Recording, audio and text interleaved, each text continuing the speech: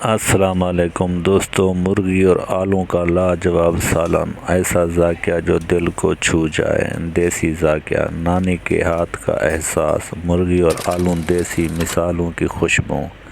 آج بن رہا ہے خاص سالن، دیسی مرغی اور گھر کی روایتی خوشبو، کھانے والے انگلیاں چاٹتے رہ گئے۔ آلوں اور دیسی مرغی کا وہ ذائقہ جو بھلائے نہ بھولے۔ ایک بار کھاؤ، بار بار یاد کرو۔ آپ دیکھ رہے ہو، باریک کٹے ہوئے پیاز سنہری ہونے دیں۔ اب شامل کریں لہسن ادرک کا پیسٹ، تھوڑی ہی خوشبو آنے دیں۔ پھر ڈالیں ٹماٹر، نمک، لال مرچ، ہلدی، دھنیا پاؤڈر اور بھونیں خوب محبت سے۔ اور مرغی شامل کریں، ٹکڑے ڈالیں۔ جب مسالہ بھن جائے تو شامل کریں دیسی مرغی کے۔ یہ جو ہے نا مسالہ ہمارا بھون چکا ہے، اس میں ڈال رہے ہیں دیسی مرغی کے ٹکڑے، وہ بھی ابلے ہوئے۔ اچھی طرح بھونا تاکہ ہر بوٹی میں مسالہ رچ بس جائے۔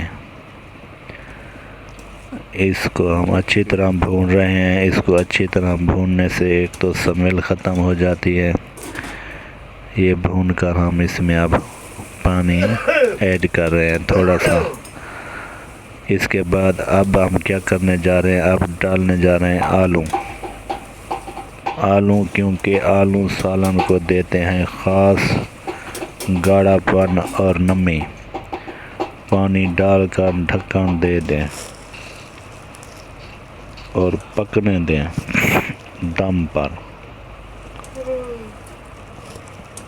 زیادہ دیر اس کو پکائیں، اس کو بھونیں اچھی طرح۔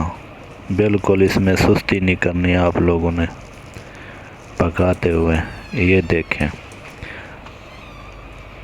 دیکھیں جی، کتنا مزیدار سالن تیار ہو گیا ہے۔